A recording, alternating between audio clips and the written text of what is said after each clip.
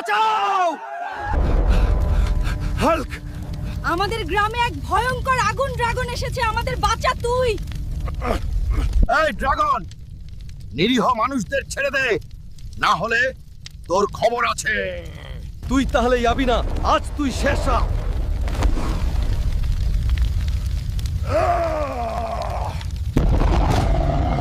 বন্ধুরা, ভিডিওতে লাইক করো, তাহলে আমি শক্তি পাবো। তাড়াতাড়ি করো।